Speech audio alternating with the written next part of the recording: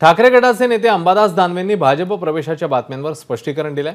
दानवे भाजपमध्ये जाणार अशा बातम्या वृत्तवाहिन्यांनी चालवल्या होत्या। त्यावर दानवेंनी स्पष्टीकरण देत मी कुठेही जाणार नाही, मी ठाकरेंसोबतच राहणार आहे असा पुनरुच्चार केलाय। तसंच या वृत्तवाहिन्यांवर मी मानहानीचा दावा दाखल करणार आहे तसंच त्यांनी जाहीर केलेला आहे आणि दानवेंशी संपर्कात नसल्याचं मग उपमुख्यमंत्री फडणवीसांनी देखील म्हटलेलं आहे।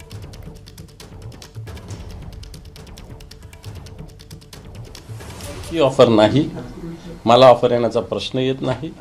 महायुतीला उमेदवार सापडत नाही, महायुतीमध्ये आमच्याशी भिडण्याची ताकद नाही संभाजी, एवढं तुम्हाला स्पष्ट सांगतो। त्यामुळे मी पक्षाचा शिस्तबद्ध शिवसैनिक आहे, विषय संपलेला आहे।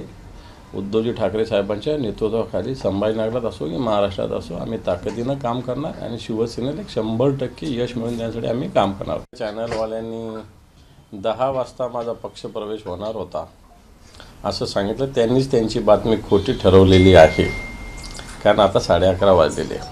खरं तर मी काही संपादकांशी सुद्धा बोललेलो आहे, मी तर आता या चॅनलवर मानहानीचा दावा दाखल करणार आहे। कारण अशा खोटाड्या बातम्या तुमचे न्यूज चॅनल चालवण्यासाठी, तुमच्या TRPसाठी, कारण मी 30 वर्ष जुना शिवसेनेचं काम करणारा शिवसैनिक आहे, बाळासाहेबांच्या विचाराने लढणार आहे, नुसतं काम करणारा नाही तर लढणार आहे। पदं येत असतात, पदं जात असतात, हे मी सुद्धा अनुभवलेलं आहे। टू बी फेअर, तुम्ही माध्यम अंबादास दानवेंची चर्चा करतायत असे, आम्ही जर ऑपरेशन केलं ना तुम्हाला कळतच नाही आणि तुम्हाला कळलं तर लक्षात ठेवा ऑपरेशन नाही। त्यामुळे अंबादास दानवेंची आमचा कुठलाही संपर्क नाही, त्यांच्या प्रवेशाची आमच्याकडे तरी कुठलीही चर्चा नाही। ABP माझा, उघडा डोळे बघा नीट।